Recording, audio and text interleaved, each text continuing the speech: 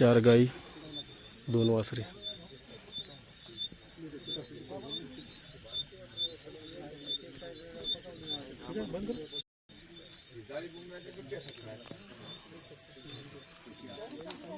म्हणजे मोबाईलकडे ध्यान ठेवा।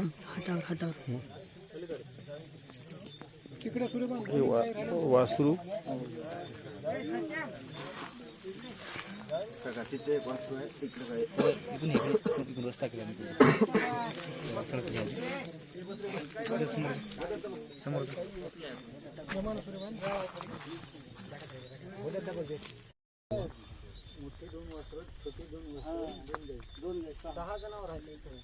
चार गाय मोठा चार गाय दोन का बोल ना सांगा वासरू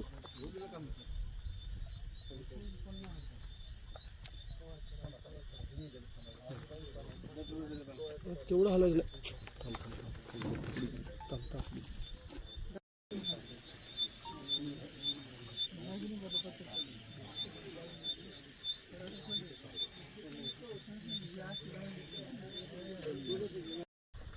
डोंगरगाव शिवारामध्ये या ठिकाणी वीज पडून काही जनावरांचा मृत्यू झालेला आहे आणि आखाडा पण जळून विजेच्या तडकेने खाक झालेला आहे।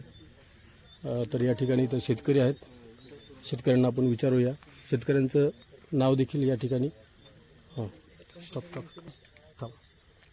तुमचं नाव सांगा। किशन भुजंगराव व्यवहारे, डोंगरगाव, तालुका मुदखेड, जिल्हा नांदेड।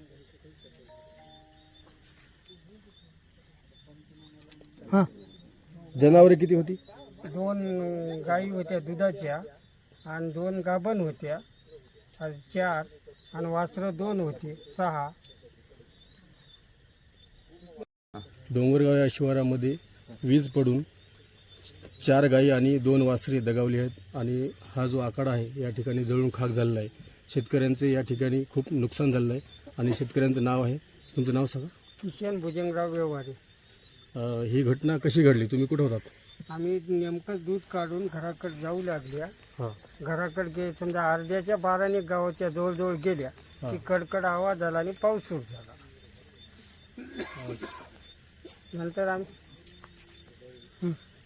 कोट्यामध्ये साधारणतः जनावरे किती होती? 4 गाई, 2 वासरं, 2 गाई दुधाच्या होत्या, 9-10 लिटर दूध होतं आणि 2 गाई 1-1.5 महिन्याच्या गाभण होत्या। अजून याच्या व्यतिरिक्त काय होतं? आता पसारा भरपूर होता ना, इकण जुपण भरपूर शेतातला पसारा होता, अंतरण पांघरण, काही गवाबवा झडी पाण्याचं इथं खाऊन स्वयंपाक करून खात गेल्या। अन्नधान्य होतं, काही स्वयंपाकाची भांडी होती, काही जनावरांचा सुग्रास, खल्ली, पीठ। या व्यतिरिक्त कोट्यामध्ये काय होतं अजून? सुग्रास होता, खल्ली होती, पीठ होतं, काही पसारा होता, काही आमचं खायचं रोजचं कवा इथं खात गेल्या करून ते काही सामान होतं। डोंगरगाव शिवारामध्ये तालुका मुदखेड, जिल्हा नांदेड या ठिकाणी वीज पडून दुर्दैवी 6 जनावरांचा मृत्यू या ठिकाणी झालेला आहे आणि आखाडा जो आहे या ठिकाणी जळून विजेच्या तडकेने खाक झालेला आहे आणि ते शेतकरी आहेत या ठिकाणचे दिलीपराव भुजंगराव